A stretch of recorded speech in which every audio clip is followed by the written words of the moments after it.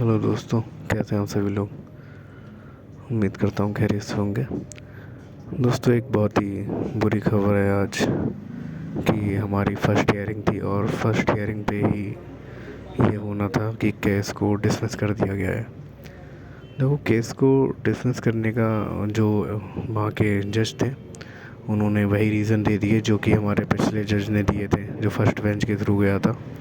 ठीक है, अब सेकंड बेंच के थ्रू हम केस को लेके गए थे, क्योंकि सेकंड स्टेप यही होता है, जब आपके फर्स्ट केस का जो भी डिसीजन आता है वो डिसमिस हो गया था, उसके बाद सेकंड बेंच के थ्रू हम लोग गए थे, तो वो की क्या हो गया, उसे भी डिसमिस कर दिया गया। और पॉइंट्स वही थे जो हमारे फर्स्ट केस में जज ने दिए थे कि एग्ज़ाम तो देना पड़ेगा।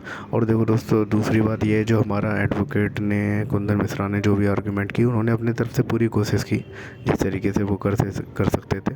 लेकिन जो रेस्पोंडेंट एडवोकेट था, उनका कहना यही था कि यहाँ पे केवल 40-50 बच्चे हैं, कि इन्हीं को दिक्कत हो रही है। जो पिटिशनर रहते हैं ना, जैसे कि जितने पिटिशनर थे, जिन्हें पिटीशन डाली थी, तो वो इसी को बेस बना लिए कि भाई साहब, केवल इतने ही लोगों को दिक्कत है क्या, सब लोगों को तो नहीं है, सब लोग तो नहीं दिखाई दे रहे हैं। तो बहरहाल दोस्तों, यही रीज़न हो जाता है, आखिर में आके बात यूनिटी पे ही आके अटक जाती है।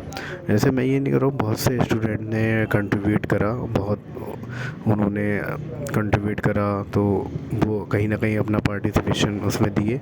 लेकिन कुछ लोग तो जिन्होंने कंट्रीब्यूट भी नहीं करा और यूनिटी के नाम पे कुछ कर भी नहीं रहे, और ना ही ये अपनी, मैं बार बार आपसे लोगों से कह रहा था कि अपने इस मुद्दे को इतना इंडिया लेवल तक पहुंचा दें कि सब लोग जान जाएं, क्योंकि जब तक ये मुद्दा एक नेशनल लेवल पे नहीं बनेगा, तब तक हमारा मामला ये हो नहीं पाएगा, आप मान के चलिए।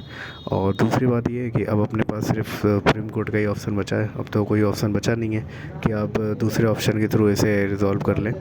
तो देखो, फर्स्ट बेंच के थ्रू था, वो भी कैंसिल हो गया, डिसमिस हो गया। सेकंड बेंच के थ्रू हम लोग आज जो फर्स्ट हियरिंग था, उसी में डिसमिस उन्होंने कर दिया। अब हमारे पास फाइनल स्टेप सुप्रीम कोर्ट का बचता है। अब वो तो सेकेंडरी बात है, हम सुप्रीम कोर्ट जाएंगे नहीं जाएंगे, उस पर विचार कर लिया जाएगा वकील साहब से ही, क्या वो राय देते हैं अपनी, क्या करते हैं। लेकिन दोस्तों, अभी भी मैं कह रहा हूँ, अगर आपके पास, हम लोगों के पास अगर फाइनल स्टेप बचा है, अगर इस पर भी हमने एक्शन नहीं लिया, एक्शन लेने से मतलब ये है कि अगर आपने अभी भी यूनिटी नहीं दिखाई, तो समझ के चलिए फिर आप नेक्स्ट एग्ज़ाम देने के लिए तैयार हो जाइए। क्योंकि दोस्तों, इसमें ये मान के चलिए, जब तक यूनिटी नहीं होगी ना, तब तक एक मतलब वो नेशनल लेवल पे जब तक नहीं मुद्दा बनेगा, तब तक उसमें आप कुछ नहीं कर सकते।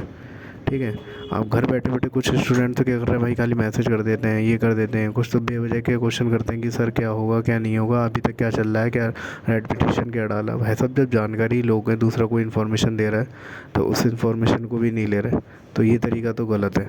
ठीक है, तो बहरहाल इसीलिए है, सभी लोग एक्टिव रहें। एक सेकंड।